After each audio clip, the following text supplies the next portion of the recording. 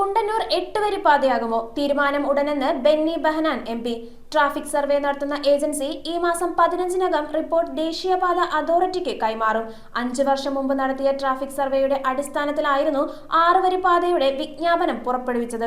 കൊച്ചി നഗരത്തിലെ ഗതാഗത കുരുക്കിൽ നിന്ന് ആശ്വാസം നൽകാനായി പ്രഖ്യാപിച്ച അങ്കമാലി കുണ്ടന്നൂർ ബൈപ്പാസ് നിർമ്മാണത്തിന് പുതിയ വഴി തുറക്കുന്നു. പാതയുടെ അന്തിമ വീതി എത്രയായിരിക്കണം എന്നുൾപ്പെടെയുള്ള നിർണായക കാര്യങ്ങളിൽ തീരുമാനമെടുക്കുന്നതുമായി ബന്ധപ്പെട്ട പുതിയ ട്രാഫിക് സർവേ പൂർത്തിയാകാനൊരുങ്ങുകയാണ്. നിലവിൽ 6 വരി പാതയായി നിർമ്മിക്കാനാണ് കല്ലിട്ടിരിക്കുന്നത്.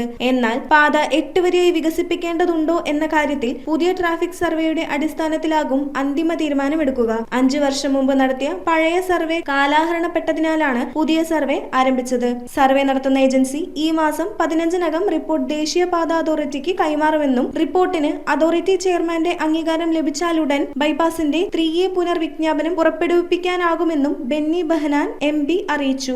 നിലവിലെ ദേശീയപാത 544-ലൂടെ കടന്നുപോകുന്ന വാഹനങ്ങളെ കൂടി പരിഗണിച്ചാണ് സർവേ നടത്തുന്നത്. 3A പുനർവിജ്ഞാപനം ഉടൻ പുറപ്പെടുവിപ്പിക്കണമെന്ന് ബെന്നി ബെഹനാൻ എം പി ലോക്സഭയിൽ ആവശ്യപ്പെട്ടിരുന്നു. അങ്കമാലി കരയാപ്പറമ്പ് മുതൽ കുണ്ടന്നൂർ വരെയുള്ള ഈ ബൈപ്പാസ് പൂർത്തിയാകുന്നതോടെ കൊച്ചിയിലെ യാത്രാ ദുരിതത്തിന് വലിയൊരു പരിഹാരമാകും. News bureau, Ernakulam. ചുള്ളിക്കിലുള്ള നമ്മുടെ സോൾ ഫാഷനിൽ എല്ലാ വസ്ത്രങ്ങൾക്കും 50% വരെ ഓഫർ ഉണ്ട്. കുട്ടികളുടെ പാൻസിന് 25 രൂപ കൊടുത്താൽ ഈ കോഡ് സെറ്റിന്റെ വില വെറും 199 ആണെന്ന് പറഞ്ഞാൽ നിങ്ങൾ വിശ്വസിക്കുമോ? ഇതിന് റേറ്റ് വരുന്നത് വെറും 310 രൂപ മാത്രം. ഗേൾസിന്റെ നല്ല ട്രെൻഡിങ് ക്രോപ്പ് ടോപ്പുകൾ വേഗം വന്നാൽ ഡബിൾ ആയിട്ട് മേടിക്കും.